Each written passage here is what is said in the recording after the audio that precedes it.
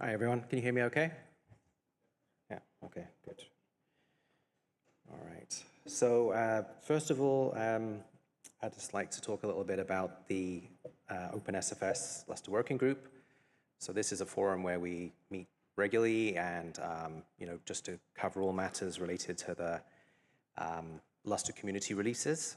And so one of the things that we do annually, and usually what I would present about here, and it was quite a large chunk of my presentation today, is the results of our annual survey that goes out sort of early March, late February every year, and we've been doing that for I think about 12 years.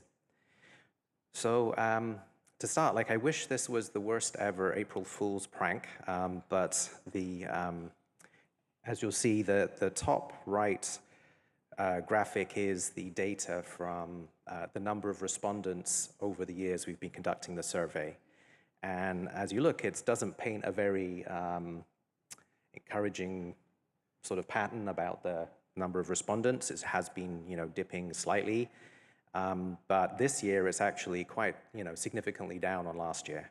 So this is, of course, at odds with what we know about Lustre usage generally has been expanding into new sort of spaces. And so, it's always been a factor. I often quip when I'm showing this data that I know that the survey is a little flawed, but at least it's consistently flawed, just in the way that we, promote the survey. We're reaching out on the mailing lists, and there's a certain profile of Lustre user who frequents the mailing lists, and so we know we're missing people who are maybe using Lustre with sort of cloud vendor offerings, or working with a vendor in an AI space where they maybe not even super aware they're using Lustre directly. But we have consistently had reasonably comparable results. And so we can do year-on-year comparisons. Maybe, I do adjustments based on the number of respondents to get a percentage. But this year, actually, we had quite a drop even, from the slightly lower numbers we'd had last year. We had 45 respondents altogether. And, compared to last year, we had 64. So that's a pretty significant drop. So, I've got the data here and we'll share it, but, it does sort of pose the question for me a little bit about we use this data to sort of inform our decision-making in the Lustre Working Group. And of course, if we drop below a certain level, this may not be, certainly we need to have a good think about, other sources of information we use as well.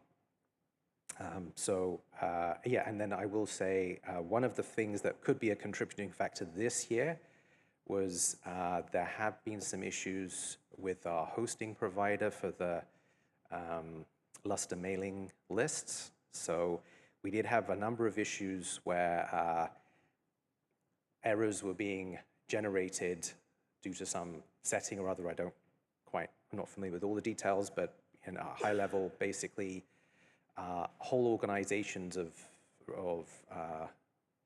people who are registered to the mailing list were getting unsubscribed due to bounce messages coming back from their Microsoft Exchange mail servers. And so the numbers on the mailing list have been affected just during the critical time when we were promoting this mailing list. So I'd really like to, if anyone has ideas about other ways we could promote this survey. It is a very lightweight survey. You do not get spam. It takes a few minutes to complete. How do we get more engagement in this? I'd really like to hear your ideas. Anyway, so to move on with the actual data itself, this sort of is a very common pattern. Roughly about half the respondents are people who are not working with vendors and are just using Lustre as open source software. So it's really, that's one of the things that's very interesting. I do get from my day job, I do get input from people who are working with the DDN solution. So I do hear that sort of input, but this is across all vendors and also people who are using the software without any vendor. So it does, when it's working well, it's always been an interesting source of aggregated opinions and trends. So looking at Lustre versions, so this is usually the question that I look most closely at. So I'm very used to the patterns over the years as we go through stages with the various long-term support releases. So this data is, people, as you saw with Stefan's slide at the beginning, he had, you can answer as a respondent multiple answers on this, because often people do have multiple generations of Lustre version in deployment simultaneously. So, and then usually the pattern that we see is that, older versions that still have, people still have one old system maybe in release, they, in production they haven't upgraded. You'll see those versions drop down. So sort of the far left with 210, you sort of see that pattern a bit, that it's stepping down percentage-wise.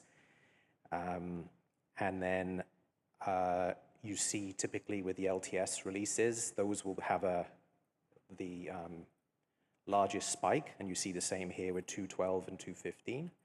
And you'll see that, basically as the new LTS release comes in, it builds up to a peak and then drops off as the next one comes in. So you're seeing that pattern with 212 winding down slightly, and, just talking to people, I'm aware that a lot of people might still have, they're gradually transitioning over time as they either upgrade or take older systems out of production, but there still is a lot of 212 out there. And then you will see what's a little bit different here is you do see a still fairly strong 214 presence, and this is, as you would have seen on Stefan's slide about the Marlowe system, where they're using the DDN solution. So that is a 214 base, but it is actually in, on a, really is sort of similar to the 215 in terms of content. It does have the same, feature set and some other changes, because just with the timing of the releases, how things lined up. So it's almost like splitting the vote somewhat. So you probably would see a slightly higher 215 tally if it was all aggregated, those results. And as I'll show a slide a bit later on that will sort of corroborate that. And then with 216, often when there's a new release that isn't an LTS release, you just see fairly limited usage. There has been relatively strong usage of 216. This time, I think that's because it's the first release we've issued that has support for Red Hat or Rocky 9 servers. And indeed, you saw that on Stefan's slide as well, that they have a system using 216.1, and he said it was okay to share that they were actually using 216 before it being released, which I think is, I wouldn't recommend everyone does that, but I'm really heartened at our quality control that they were able to do that successfully prior to 216 being GA. Just timing-wise, they absolutely needed to have Rocky 9 server support, and that was how they did it. But so yes, I think we'll see here with 216, that's a big driver there with adoption. Moving on to the LTS transition. So we have, still checking in with the community to see what people's views is. Last year, very strongly, the message was, it's too soon to move. I think looking at that still, the majority of people are still, not ready to contemplate switching away from 215. There's still, some years left of Red Hat 8 support, so there's not immediate drivers there, unlike with the CentOS 7, that sort of going out support really did, force people's hands a bit with the last transition. So I think, possibly we'll obviously keep checking in on this point. I'm interested while I'm here if you have views on this, I'd be happy to hear about them. But yeah, maybe next year things may be shifting slightly. You can see there has been more of a shift compared to last year, as you would expect. But seeing earlier data with how many people are still on 212, it's not surprising that people are, think it's premature to think about some subsequent move. So with the server data, this is sort of the Linux distros that are used on the servers, and this is what I was referring to earlier. You can see here that Red Hat 8 derivatives, far and away the largest category. That sort of would combine both 214 and 215 baselines. But yes, there's a lot less. There's not a great deal of diversity here. It is mostly focusing on the sort of Red Hat and Red Hat derivatives that we focus our testing on. Whereas here with the clients, there's a lot more diversity. You see SUSE versions, a lot more Ubuntu usage. And I will say as well that overall, I think this is one of the things that isn't reflected in the current sort of respondent sort of pool that we get. Is I think overall, I believe from my day job that there is much, there's higher usage of Ubuntu clients than's really reflected on this data even, because in the AI space, that is a much more common option. But you see here, in terms of the clients, you see much more higher numbers of people who would be using a Red Hat 9 derivative. There's surprisingly still quite a lot of people using Red Hat 7 clients, even though those are end of life. Comparing ZFS and LDiskFS, so it's fairly consistently for a number of years we did see, the ZFS increasing when it was first launched, but now it's been fairly steady for some years, that it's about sort of a 2/3 LDiskFS and a third ZFS. So we did ask a question this year. I believe there's going to be a presentation James is doing upstream. Yeah. So anyway, this was just testing the water to see, what the level of interest is in the community towards, did people think it would be useful to have a Lustre client coming out of the box in their distros, and so overwhelmingly people were supportive of that. So be interesting to see how James and him got on with a recent meeting last week with the kernels.org folk. Okay, so switching gears, that's the survey content. I will post the detailed report on the wiki page that was on the first slide, but pretty easy to find when I get back to sit down again. But now switching gears slightly to talk about the actual releases themselves. So 2.15, we've had now a couple of years of releases coming out. They're being pretty widely used, and the main driver recently has been for new distro support. So probably I would anticipate we'll have a release out sort of late Q2, given that there will be a Red Hat 9.6 out shortly. So we have played with the beta, and we think it should be, as you'd expect, a sort of late stage. There's not like a huge amount of work required to just add client support to the branch. So yeah, expect that. Lustre 2.16. So this was the longest ever. Well, actually, I suppose it wasn't the longest ever release cycle, because that accolade would go to the 2.0 release, but by some margin. But it was definitely in recent times a very much longer than usual release cycle. And I do want to sort of emphasize, because I understand this would be confusing, we did issue a 2.16.1 that is not intended. This does not mean that 2.16 is an LTS branch. There are no plans for a 2.16.2 or anything. It was purely because a bug that we had discounted as being a blocker, and so moved forward 2.16.0. Literally the next day realized it was more serious, and so we wanted to make sure that was addressed before people picked up the release. Probably the most significant innovation there, well, Red Hat 9 server support was pretty significant, but also IPv6 was responsible for a great deal of changes there. Looking at the contribution stats, so I've shown sort of interim data previously. This is the final numbers. I'm sorry, there's some of the text is gets overwritten. That seems to be impossible to control.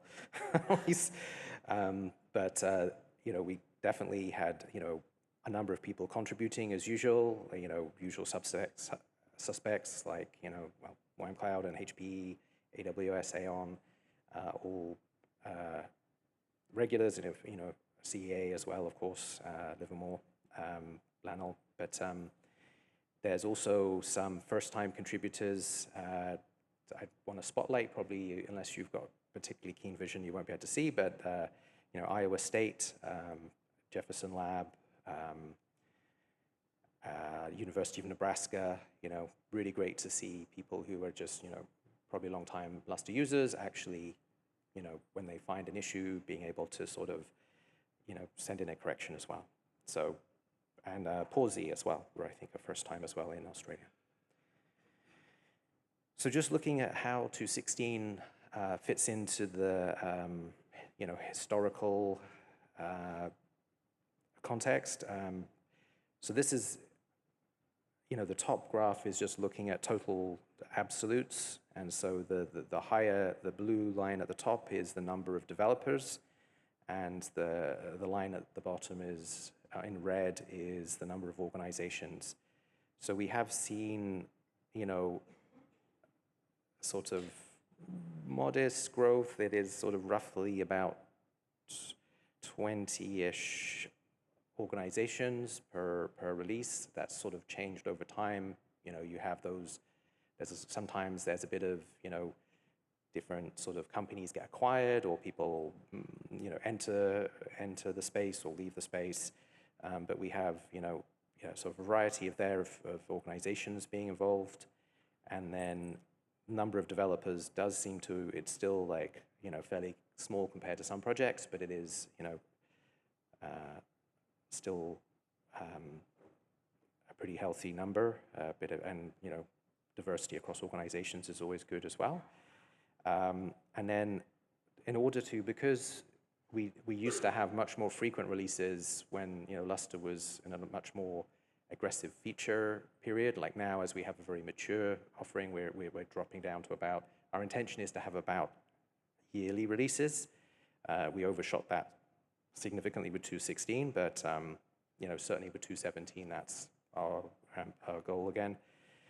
But what I've done here with the lower graph is it's the number of commits, but I've divided it by the number of days that the release was open for, so you actually have a more apples to apples kind of benchmark here. And you can see that 2.16 is sort of comfortably mid-table compared to sort of earlier releases in terms of the amount of change. So, in terms of if you take amount of change as a sort of some sort of measure of risk, that sort of suggests that there's nothing to be particularly alarmed about with 2.16. So 2.17 is a major release that we're working on at the moment. So we expect that to be out sort of late this year, and so by then we'll have Red Hat 9.6 servers and clients, the latest SUSE and Ubuntu sort of releases. This will be, testing will be with the 2.15 LTS release both ways, so we can, have people gradually transition there. It does, provide options as well for people to sort of leverage newer distro support. Sometimes, there's significant changes that happen. We're seeing this at the moment with 2.15, and so, some of people who are wanting to use very cutting-edge vanilla kernels say it's a bit challenging to the amount of change that's requires on a 2.15. So people are using a 2.60 client today, and maybe when 2.17 comes out, that would be a another option for them to use. And then even with some features, if the feature itself is entirely relying on client side changes, you can leverage that capability without having to do a full upgrade. So that would definitely be the case. If you remember the excellent work that Patrick Farrell has been presenting about at his progress at various conferences, he sends his regards, but wasn't able to be here this week, unfortunately. But the hybrid I/O work that he's been presenting about will be in 2.17, and that would fall into that category. So if you were using, a 2.15 whatever latest servers. You could use, if you use on your clients 217, then you would be able to sort of get the benefit of that work. So without having to do a full 217 upgrade. So I won't go into too much detail with the 217 plans. There is still, Andreas is going to do a much more detailed talk tomorrow, going into sort of development across the board. These are just sort of the sort of marquee type headliners that are targeted for the release. Dynamic roadmaps, again, Sebastian will be talking about that tomorrow, I believe. And James, are you talking about erasure coding or? No, okay. But erasure coding, Oak Ridge are working on, and reports are that that's progressing well. Hybrid I/O is much of that work, or the foundational work, was actually in 216. That is very close to completion. So that's probably the first one here that will be confirmed as complete. I believe, heard from Patrick, only one more patch is needed to land. That's just he's fine-tuning. So that's, it could be possible pretty soon for people to just on master run benchmarking tests on that shortly. So here's the latest roadmap from the Lustre.org. And again, here we sort of focus on more of the headline features, because really the main thing is to show timelines. So we don't go into a lot of the detail.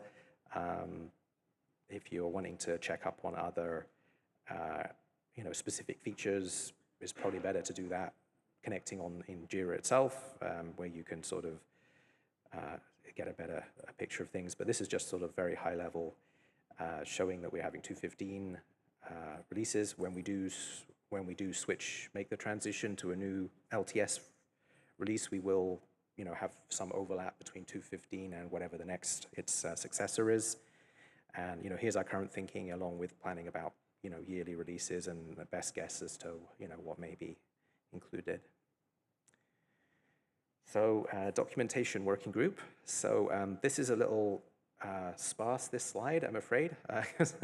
I wasn't able to get much information about this, except I did get an update from Ellis Wilson of Microsoft, who's the lead of the group, just this morning. And so he said it was fine to share the great news that he is now a father. He just he knew he had a daughter on the way, and she turned up a couple of weeks early, as is often the case with those things. And so he had been a bit incommunicado the last couple of weeks, understandably, when I was sort of polling him for a bit of information to include about the work they're doing.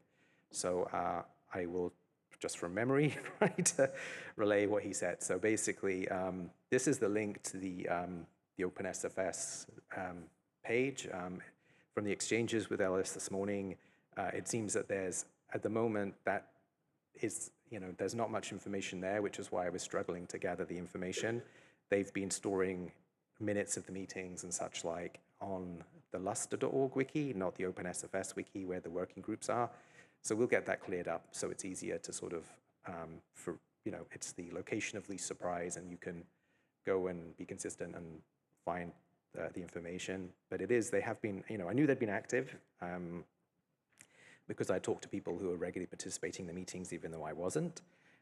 So it sounds like what they've done they've sort of considered sort of several options of what they could look at, of, wiki content. There's a lot of material on the Lustre.org wiki. Some of that had got to be rather stale, as you'd expect for a project that's been around well over 20 years. There's a huge body of material that's accumulated, and it needs to be kept curated and checked for sort of that it remains accurate as things evolve over time. So they've been looking at focusing on the wiki pages first. Then they'll move on to the manual as the next step. So they looked at any wiki page which was hadn't been updated in 3 years, and then they've been going through them and dividing them out and looking at either removing them if they're not relevant, updating them, or just signing them off if they're actually good now. And so they, I think it was 90 out of 243 pages they were looking at. And that's by quick calculation is 37%. So they've made a good dent, but it's still work to do.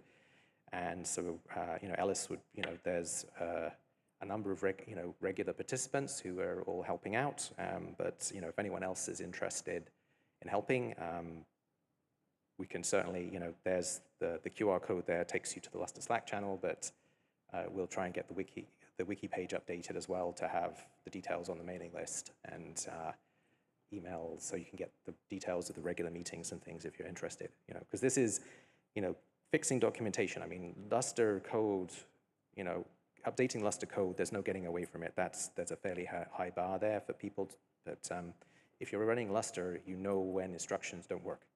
So that that's useful to know that someone, even if you don't know what the right answer is, just flagging this is wrong is really helpful. So I would hope that this is something that more people could get involved with.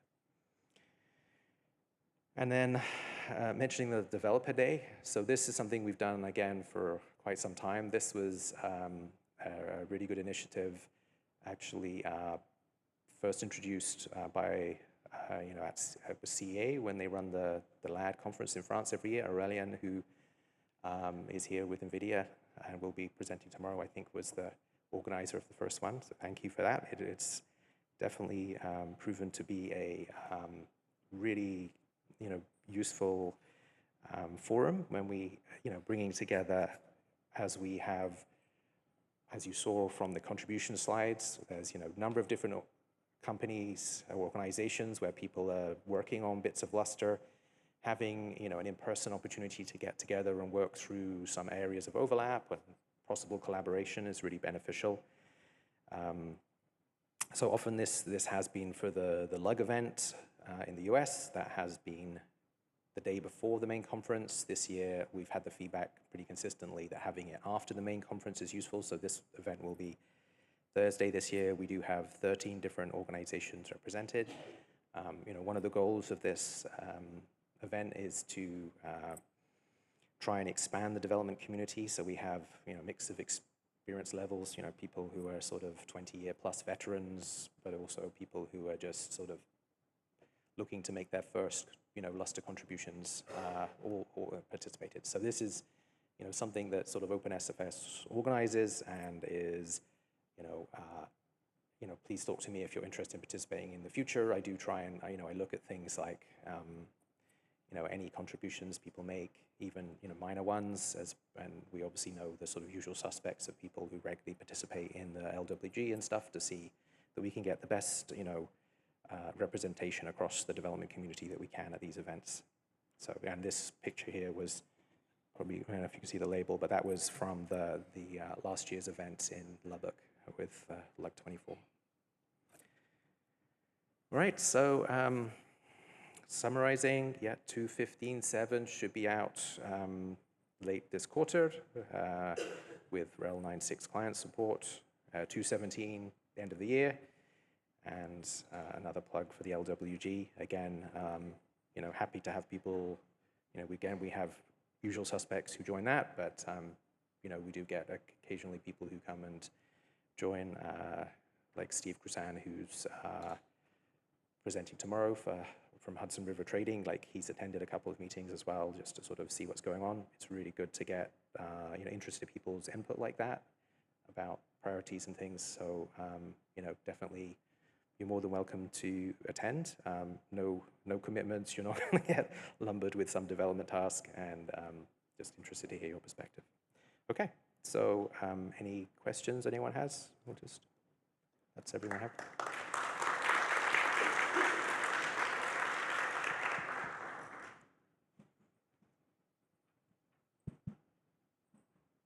Hey, not asking for, I guess, commitments or anything, but have there, since the RHEL 10 beta is out and expected to be out later this year, do you think that's going to land client support in 2.17? Is it due out before the end of the year? I think RHEL, that was the last I heard, but I don't know. Yeah, I mean, I would definitely. Yeah, client support. Yeah, I mean, client support is definitely, I would say, is reasonable, and I'm not going to put them on the spot, but there's somebody here who I know has poked at this, so I can check.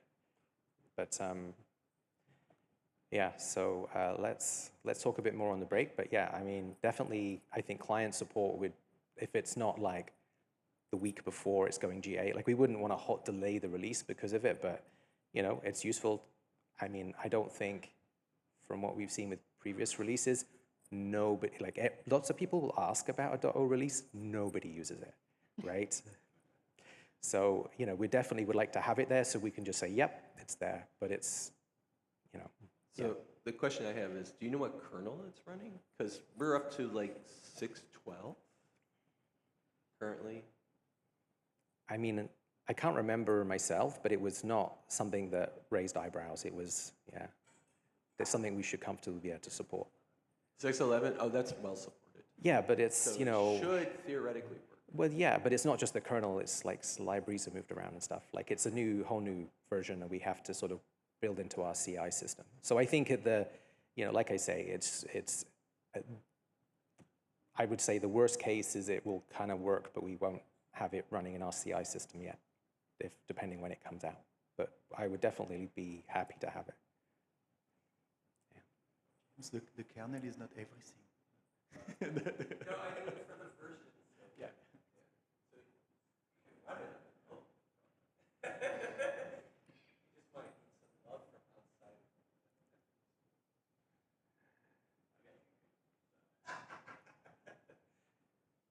Okay. Any other questions for Peter?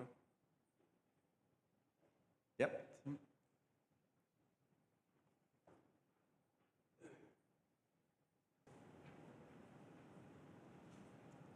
So I know this is probably not totally decided yet, but 217, 218, what do you think is more likely to be LTS, just like your impression?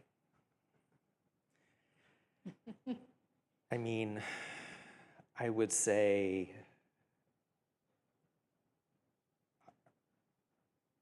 if 217 comes out on time, like I would say if we did this, if we're relying on input from the survey to give us a mandate kind of thing, like the survey wouldn't run till into next year after 217 is already out. And so I think you'll have a fairly strong sort of, but not majority for 217, and then I think that probably means 218. And then it's good to know ahead of time that this is going to be a release, because, you know, honestly, it was you know, everyone's busy, but the engagement we got compared, you know, for 215 in its final stages compared to 216 was noticeable, because people knew 215 was going to be an LTS release, so people were really wanted to make sure that it was going to work out of the box for their needs. Whereas, you know, it wasn't like we got no help for 216, but it was definitely not to the same level. So I think it's good for us collectively to signal ahead of time what the plans are. And then that also reflects you're always going to have people who never want things to change because it's work with no benefit, right? And then also if you start looking at when the support runs out for Rel 8.10, like that's going to be probably a key thing for most people, or many people. So that's just me spitballing, but yeah.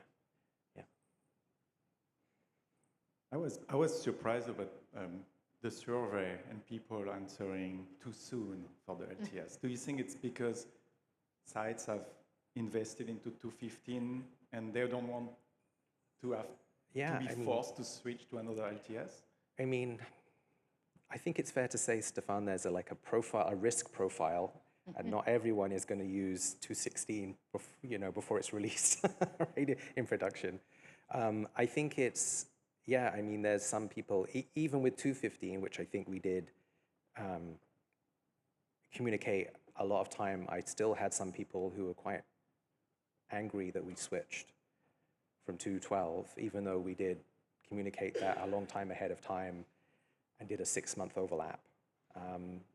Because if it doesn't, like I say, it can just be you have your own priorities and drivers and pressures to run your, complex environments, and then somebody switches something out from under you, you basically, it's impossible to do either change or any way that's going to work for everybody 100%. So all you can really do is communicate ahead of time. Would you consider reviewing the concept of LTS? Yeah. Because, I mean, honestly, we installed 2.16 and it was pretty good, pretty stable from even before release because of the QA these guys are doing. And, I mean, for us, it could make sense to invest more stabilization work in the latest release. Yeah, I mean, honestly, the whole, depending what happens with the Linux kernel, like that could turn the whole thing on its head, right? We might suddenly be having to fall into a bigger ecosystem, and we're just a small fish that needs to just follow the rules. So of course, it's, things need to evolve over time. And if the needs of the community are changing, we need to adapt, right? So, yeah. Any last question? For Peter? Okay, and I'm happy to chat on breaks and lunches, etc. Good. Okay. Break is now. Thanks, Greg.